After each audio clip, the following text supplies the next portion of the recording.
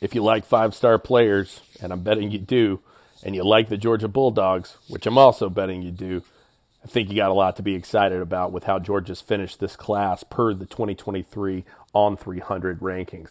Georgia checking in now with one of the elite classes when it comes to five-star status.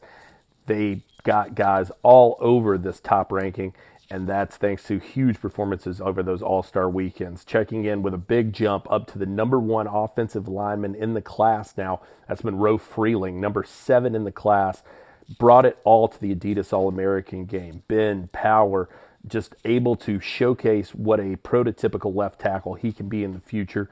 Stacy Searles and company certainly hoping for that. MONROE FREELING did it against the best. He's rewarded for those efforts.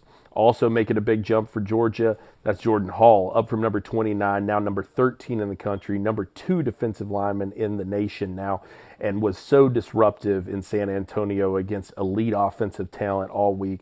Showed his ability not only to attack and hold the run at the line, but also to get into the backfield and affect the quarterback. Such a disruptive guy from the interior of that defensive line.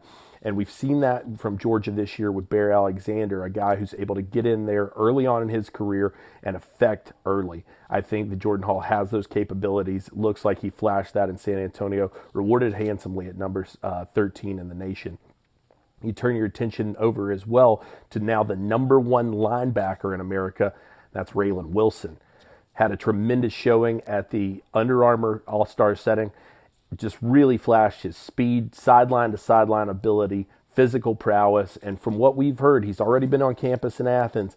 A lot of that same buzz coming through the halls of Butts-Mehre. This is a guy who looks like he can be an impact maker early on in his career thanks to the total package he brings to the fold. Now, Georgia did see one fall in the 5-star rankings, but hey, we're still saying this guy's going to be a 5-star player, a guy who could be a first-round NFL draft pick, so don't be too worked up about it just yet. That's Damon Wilson, down to number 22 from number 4 initially. But listen, when you're talking about impact in the class, there's probably nobody bigger than Damon Wilson. Georgia had to address that edge position. Damon Wilson, one of the elite players in this class to do so.